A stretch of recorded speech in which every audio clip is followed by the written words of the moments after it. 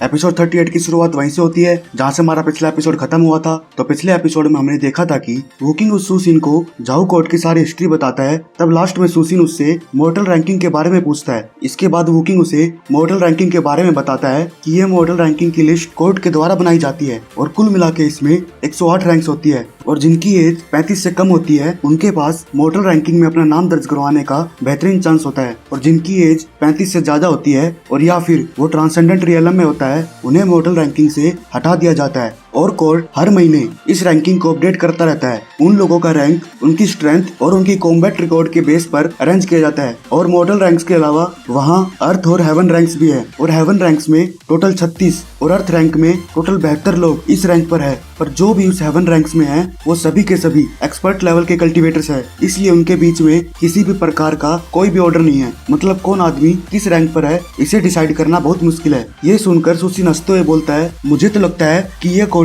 मॉर्टल cultivator और अर्थ rank के cultivators के बीच लड़ाई करवाना चाहता है, तभी उनके बीच कोई ऑर्डर सेट नहीं किया। तब वुकिंग कहता है, अरे भाई सुसिन, उन सभी लोगों के पास ऊंचाइयों पर पहुंचने का बहुत ही बड़ा जिगरा है और यहाँ तक कि जिन लोगों के पास कोई रैंक नहीं होता वो खुद अपना रैंक क्रिएट कर लेते हैं और ये कोर्ट इसी रीजन की वजह से इतनी ऊंचाइयों पर पहुंचे है। तब सुसिन कहता है, अरे भाई वुकिंग, अगर ये सेंट्रल प्लेन्स के कल्टीवेशन फोर्सेस इतने ही स्ट्रॉन्ग है तो वे इस चाइनिंग जैसी जगह पर आखिर कर क्या रहे हैं। इसके बाद वह वुकिंग अपने गोटे चलाते हुए बोलता है, बस भाई सुसिन, यही तो रीजन है। इसी रीजन को जानने के लिए आज मैं यहाँ आया हूँ। और अगर रूमर्स की बात करें तो वह सभी लोग जो पहले के अलायंस लीडर थे उनका छुपा हुआ खजाना ढूंढने के लिए आए हैं। फिर उन लीडर्स का नाम सुनकर वह हुआंग टेंशन में आ जाता है। फिर सुसिन कहता है, अरे भाई वुकिंग, मैंने तो इन 3 ओशियानिक फॉरेस्ट के अलायंस मास्टर के बारे में कभी नहीं सुना। तब वह हुआंग कहता है, बिल्कुल बॉस, आप इनके बारे में नहीं जानते होंगे क्योंकि वह सेंट युआन 8 साल पहले ही खत्म हो चुका है। फिर वुकिंग कहता है, सही कहा तूने, और बाय द वे ये झाऊ कोर्ट उस साउथर्न एरिया से ही टूट कर बना है और उस सेंट युआन ने ही झाऊ कोर्ट के अर्ली स्टेज में इसे डेवलप करने में पूरी हेल्प की थी और इसके बाद उसने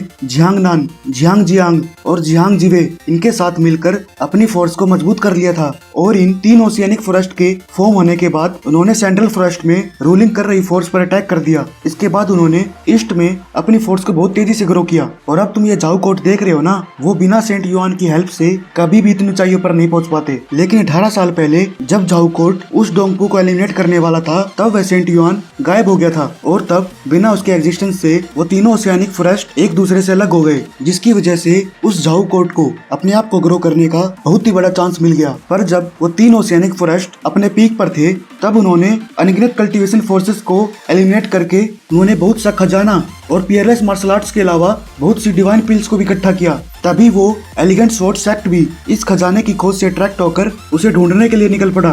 फिर सुसिन कहता है, अगर लॉजिकली बोलूं तो उस युआन के खजाने के बारे में किसी को भी कुछ नहीं पता, लेकिन मुझे ये समझ में नहीं आ रहा कि वो सभी के सभी लोग इस वक्त उस खजाने को ढूंढने के लिए क्यों निकल पड़े हैं। फिर वुकिंग उसके कंधे पर हाथ रख के बोलता है, अरे भाई सुसिन, उन्होंने अपने लोगों के ग्रुप को इसलिए नहीं भेजा क्योंकि इसकी वजह से उन दूसरे कल्टीवेशन फोर्सेस का ध्यान उनकी तरफ चला जाता। और अब बात यह है कि अगर वो उस खजाने को नहीं ढूंढ पाए तो ये बात यहीं की यहीं दबी रह जाएगी और अगर वो खजाना ढूंढ लेते हैं तो किसी भी कल्टीवेशन फोर्स को इस बारे में कानो कान खबर नहीं होगी। और भाई तुझे ज्यादा घबराने की कोई जरूरत नहीं है क्योंकि वो सभी के सभी मेंबर्स यंगर जनरेशन के हैं और उनमें से गिने चुने लोग ही ट्रांसेंडेंट रियलम में हैं और इसके अलावा उनका यहाँ आना तो लाजमी था क्योंकि ये स्काई फैक्शन पूरे चाइनिंग सिटी में नंबर 1 का कल्टीवेशन फोर्स है। तो ठीक है भाई सुसिन, राम राम, अब मैं निकलता हूँ। अगर मेरे स्टेटस जैसे लोगों को इतनी देर तक यहाँ रहते हुए अगर किसी ने देख लिया तो यह हमारे लिए अच्छा नहीं होगा और अगर फिर भी कोई दिक्कत होती है ना भाई, बस 1 घंटी मार दियो, तुरंत हाजिर हो जाऊंगा।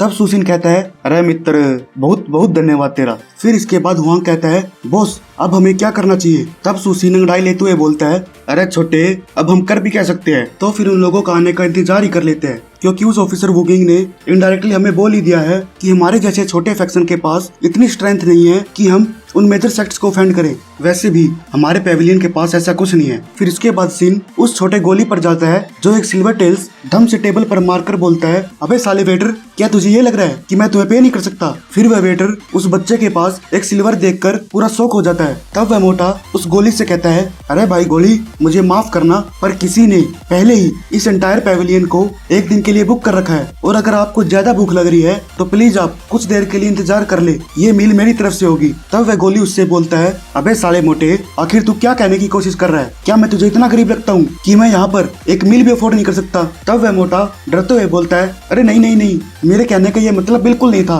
तभी वो एलिगेंट सेक्ट की जियान आकर बोलती है, बस बहुत हुआ लिटिल 7, हमें अब अपनी लोकेशन बदलनी होगी। फिर उसके आने के बाद वह गोली शांत हो जाता है। तभी सुशीन वहाँ एंट्री करते हुए बोलता है, अरे अरे, तुम तो एलिगेंट सेक्ट की गोडेस जियान हो ना? और ये तुम्हारे साथ ये छोटा जीनियस वो भी एलिगेंट सेक्ट से है ना? एक्चुअली इस मोटे को आपकी आइडेंटिटी के बारे में नहीं पता, इसलिए वो आपके साथ इतना इम्पोलाइट था। फिर वह जियान कहती है, प्लीज आप मुझे मेरे नाम से बुलाए, मैं नहीं चाहती कि किसी को मेरे सेक्ट के बारे में पता चले। फिर सुशीन उस मोटे को घूरते हुए बोलता है, अबे साले मोटे, तू अभी तक यहाँ खड़ा है? जा जल्दी जा और हमारे गेस्ट के लिए बढ़िया सी दारू और चिकन का बंदोबस्त कर। फिर वह मोटा बोलता है, ठीक है फैक्शन मास्टर, मैं जल्द से जल्द खाने का बंदोबस्त करता हूँ। इसके बाद हुआंग कहता है, बॉस जैसे आपने कहा था, मैंने ऊपर सभी प्राइवेट रूम को खाली करवा दिया है। तब वह गोली कहता है, हमने पहले ही अपनी जर्नी में बहुत ज्यादा ट्रैवल कर लिया है। क्या आपको ये लगता है कि हम सीढ़ियों पर चढ़ने के लिए एफर्ट्स लगाएंगे? हम यहीं फर्स्ट फ्लोर पर खाना खा सकते हैं। क्या तुम हमें टॉप फ्लोर पर खाना खिला के अपने पैसों का घमंड दिखाना चाहते हो? तभी वो जियान उसके सर पर धम से टपली मारते हुए कहती है, अबे गोली,